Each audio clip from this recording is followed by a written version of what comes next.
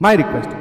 कोई अगर नहीं भी मानने की सोच रहा है कि बोले सर ये सब तो फालतू की बातें हैं, तो 2 या 3 टेस्ट के लिए एक बार करके देख, बिना मन मारे, मतलब मन मारे। टेस्ट एनालिसिस मैं आपको समझा देता हूं, बढ़िया सवाल है, मतलब इस टाइप के क्वेश्चन जो है, मतलब वी वांट टू आंसर, बिल्कुल सही, प्रोग्रेसिव क्वेश्चन है इनफैक्ट। ठीक है, आप क्या करो, ईच टेस्ट, ध्यान सुनना, कोई भी टेस्ट आप देने वाले हो उसकी एक शीट बनाओगे, ईच टेस्ट उसकी एक शीट। ठीक है, उस शीट को आप ऐसे डिस्क्राइब कर सकते हो, वो शीट दिखने में ऐसी होगी, जिसके आप लिख दोगे टेस्ट एनालिसिस, और जो टेस्ट का नंबर है मान लो वो 1 की बात करते हैं। ठीक है, समझ में आएगी नहीं समझ में? सबसे पहले आप इसमें अपनी बातें लिख दो। ठीक है, अपनी बातें चलो बाद में लिखेंगे। ठीक है ध्यान सुनिएगा प्लीज। टेस्ट एनालिसिस कैसे करते हैं, पहली चीज आप क्या लिखोगे, नंबर ऑफ क्वेश्चंस जो एग्जाम में हो जाने चाहिए थे, एग्जाम में हो जाने चाहिए थे बट आप नहीं कर पाए, हो जाने चाहिए थे बट यू स्किप्ड, बट आपसे जो वो क्वेश्चंस हैं वो रह गए या फिर आपने उनको स्किप कर दिए। अब इन क्वेश्चंस की जो वैरायटी है वो 5 मिनट लूंगा मैं आपके, जल्दी से। एक लिख रहा है यूट्यूब कंटेंट, बेटा यूट्यूब कंटेंट तो बाद में, पहले तेरे ही भले की बात हो रही है, तू 5 चीजें और सोचे बैठा है कि ये तो यूट्यूब पे जाएगा वहां देखेंगे, या फिर यूट्यूब पे अब मसाला बनेगा, तो ये तेरे लिए बताया जा रहा है ना तो यहाँ पे यूट्यूब देखने आया क्या ठीक है, तो क्वेश्चन मैं आपकी प्रिपरेशन के अंदर से बात कर रहा हूं, नंबर ऑफ क्वेश्चंस जो एग्जाम में हो जाने चाहिए थे बट आपसे नहीं हुए, ना होने का कारण है कि आपसे स्किप हो गए, आप वहां तक पहुंच ही नहीं पाए। ठीक है, और ऐसे क्वेश्चंस का अमाउंट आप लिख लो, ऐसे कितने क्वेश्चंस हैं। ठीक है, जो अपने को बाहर आके पता चलता है ना कि हाँ यार ये तो कर ही देना था, ये तो कर ही देना था बट मैं तो नहीं कर पाया। टेस्ट का एनालिसिस मतलब एक बार आपको टेस्ट फिर देखना पड़ेगा। ठीक, मान लो आप पेपर देते वक्त मैथ्स में नहीं पहुंच पाए, बट पेपर खत्म होने के बाद में तो मैथ्स को देखो ना भाई। ठीक है, हाँ है ना फिर आपका नंबर ऑफ क्वेश्चंस जिनमें आपने सिली मिस्टेक की, कौन से वाले, सिली मिस्टेक वाले, जो कि आपसे सही हो जाने चाहिए थे बट किसी कारणवश से आपने उसको गलत किया। ठीक है, फिर आप एक काम करो, फिजिक्स केमिस्ट्री मैथ में नंबर ऑफ इजी क्वेश्चंस, समझ में, इजी क्वेश्चंस की आप एक लिस्ट बना लो।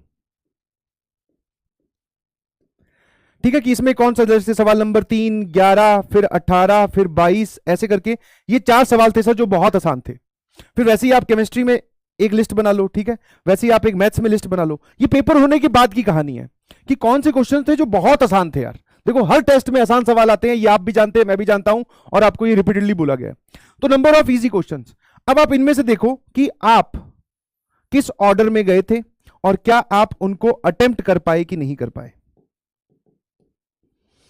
हाँ है ना, नंबर ऑफ क्वेश्चंस अटेम्प्ट कर पाए कि नहीं कर पाए। इजी क्वेश्चंस होते हैं ना, हर एक 2 2 3 3, हाँ है ना। उसके बाद में आप ये भी बात लिखोगे, इसके बाद में अगली जो कहानी है, ठीक है, हाँ, उसमें से आप कितने अटेम्प्ट कर पाए। उसके बाद में आपको फिजिक्स केमिस्ट्री और मैथ्स, इनका आप डिफिकल्टी ऑर्डर लिखिए प्लीज। कौन सा ऑर्डर, डिफिकल्टी ऑर्डर, कि सबसे डिफिकल्ट आपको क्या लगा। ठीक है, पेपर के दौरान या पेपर के बाद, जो भी, है ना। ठीक है, पेपर के दौरान या पेपर के बाद में आपको क्या लगा, सबसे डिफिकल्ट कौन सा था। और फिर आपका अटेम्प्टिंग ऑर्डर लिखिए कि आपने किस हिसाब से अटेम्प्ट किया। मान लो हो सकता है, हो ये सकता है कि मान लो डिफिकल्टी ऑर्डर की बात करें तो सबसे डिफिकल्ट आई थी मैथ्स, मान लेते हैं, लेट्स से। फिजिक्स उससे आसान, फिजिक्स सबसे आसान थी, केमिस्ट्री बीच में थी, मॉडरेट थी, और आपने जो पेपर अटेम्प्टिंग स्ट्रेटेजी लगाई वो ये लगाई, सबसे पहले मैथ्स, फिर फिजिक्स, फिर केमिस्ट्री, या फिर केमिस्ट्री फिर फिजिक्स। तो अब ये देखो, जिसने पेपर सेट किया उसने तो ये सेट करके दिया, और आपने अटेम्प्ट इस तरीके से किया। कोई होगा ना जिसकी मैथ्स फेवरेट है, समझ में आया? तो ये तो डायरेक्टली टाइम वेस्टेज वाली बात होगी ना, क्योंकि सबसे डिफिकल्ट पार्ट ये आपने सबसे पहले उठा लिया। समझ में आएगा नहीं समझ में? और ये सब पैरामीटर जब आप लिख लोगे, हर एक टेस्ट की एक शीट रखोगे ना, तो आप जब ये एनालिसिस करते हो तो कहीं ना कहीं ऐसा नहीं है कि उसके बाद में सीखने को बहुत कुछ मिलता है, बट आप बोलते हैं इंट्रोस्पेक्शन जिसको बोलते हैं, वो अपने आप हो जाता है कि हाँ यार इतने सवाल आसान थे, मैं नहीं अटेम्प्ट कर पाया या कर पाई। ठीक है, जो एग्जाम में हो जाने चाहिए थे मैं नहीं कर पाया, और ये सारे वो क्वेश्चंस हैं जो आपको आते थे बट आप स्कोर नहीं कर पाए। समझ में आया? फिर आप इससे देखो कि आपका सिग्निफिकेंट स्कोर, अब आपका नेट स्कोर कितना आ जाना चाहिए था, नेट स्कोर ऑब्टेन्ड, कि आपको कितना स्कोर उसमें मिला। ठीक है, लेट्स से आपके 112 नंबर आते हैं तो आप 112 लिख लो, और नेट स्कोर जो आ जाना चाहिए था, जो मतलब जो स्कोर आना चाहिए था, ये वाली चीज भी लिखो। क्योंकि यही आपको एक रियल पैरामीटर देगा, स्कोर आना चाहिए था। मान लो वो किसी का निकल के आता है, ठीक है, वो किसी का निकल के आता है मान लो 130 नंबर, तो ये जो डिफरेंस है ये डिफरेंस लिख लीजिए आप, ठीक है। जैसे कि 18 नंबर का डिफरेंस है, 18 मार्क्स का हमारे पास डिफरेंस हो गया, तो ये डिफरेंस सिग्निफिकेंट है। तो ये डिफरेंस आपको नंबर्स के टर्म्स में दिखना चाहिए कि आपके कितने आए और कितने आ जाने चाहिए थे। आ जाने चाहिए थे कैसे डिसाइड करेंगे कि क्वेश्चन जो मुझसे सिली मिस्टेक हो गए, सिली मिस्टेक नहीं होनी चाहिए थी, उनके क्वेश्चंस के मार्क्स जोड़ो कि ये सही होते तो +5 हो जाता ना, बिकॉज 4 तो उसके मिले नहीं और एक -1 उसके नेगेटिव होने से, गलत होने से, तो +5 करो।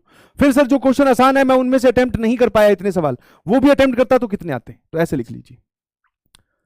समझ में आएगी नहीं समझ में आया? और ये वाली जो चीज है ना ये आपको बताएगी कि आप अब अगले एग्जाम में इसको मिनिमाइज करो, reduce this gap, reduce this gap. समझ में आएगी नहीं समझ में? समझ में? रिड्यूस दिस गैप, समझ गए मेरी बात? ये है टेस्ट एनालिसिस। हाँ, देसी भाषा में लिखिए और हर टेस्ट की एक शीट बनाइए, उस पर सारी बातें लिखिएगा जरूर, क्योंकि लिखने से क्या है चीजों में क्लैरिटी आती है। क्लियर है? ठीक है, तो ये आपको टेस्ट एनालिसिस ऐसे करना है। और एक बार जब आप टेस्ट एनालिसिस कर लोगे ना तो आपको इस एनालिसिस की आदत पड़ जाएगी, आपको ये चीजें अच्छी लगेगी यार, कि सवाल ढूंढता हूं कि ये तो आसानी था। It will take around 1 to 2 hours, 2 घंटे लगेंगे आपको इस ये करने में, या 1 घंटा तो मिनिमम लगेगा ही। तो इसमें आप ये स्पेंड कीजिए, इसको वेस्टेज मत समझिए प्लीज, क्योंकि आप जो करके आए उसका एनालिसिस अगर आप खुद ही कर दे रहे हो इससे बढ़िया बात क्या है। ठीक है, आपका टाइम वेस्ट कहां हुआ, ठीक है, ये वाला भी पैरामीटर कि आपने टाइम वेस्ट कहां किया,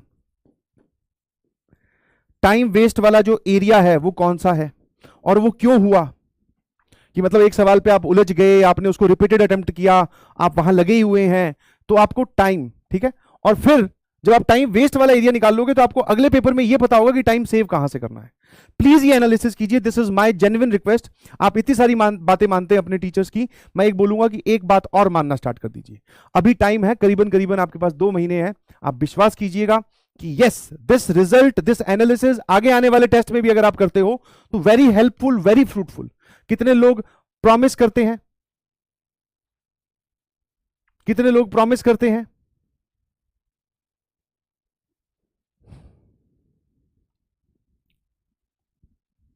कि yes sir I promise? 1 month तो सेकंड अटेम्प्ट में बचा है ना भाई, एक और महीना है सेकंड अटेम्प्ट के बाद में जी एडवांस तक के लिए। हाँ, my request please, my request, कोई अगर नहीं भी मानने की सोच रहा है कि बोले सर ये सब तो फालतू की बातें हैं, तो 2 या 3 टेस्ट के लिए एक बार करके देख, बिना मन मारे, मतलब मन मारे कि हमें किसी ने कहा है, वो समझदार इंसान है, हमारे टीचर है, तो एक बार मान लेते हैं, बोले ऐसे ही। मैं आई एम एग्रीइंग, जो लोग नहीं मानने की स्थिति में है मैं पहले ही बोल देता हूं, मैं एग्री करता हूं कि आप लोग इनको ज्यादा तवज्जो नहीं देते हैं, ठीक है, बट एक बार करके देखिए प्लीज, 2 या 3 टेस्ट का तो मिनिमम करके देखिए, आपको अच्छा लगेगा, अच्छा लगेगा। आपको ये सब बातें याद रहेगी जब आप नेक्स्ट टेस्ट में देने जा रहे होगे, तो बड़ा पॉजिटिव रिस्पॉन्स आएगा अपने आप। वो जो इंप्रूवमेंट हमें एग्जामिनेशन हॉल के अंदर ही करना था, जितनी हम तैयारी, मैंने इसमें कहीं पर भी वर्ड नहीं जोड़ा कि आपकी तैयारी कहां कम थी, कितने चैप्टर आप छोड़ के गए, वो सब नहीं, वो तुम्हें पता है कि तुम्हारी तैयारी क्या कर रही है और तुमने कितनी की है, वो सब नहीं लिखवाया। तुम्हें जितना आता था उसमें से तुम कितना स्कोर कर पाए, दैट इज एनालिसिस। जो आता ही नहीं था उसमें से कैसे स्कोर करेंगे सर?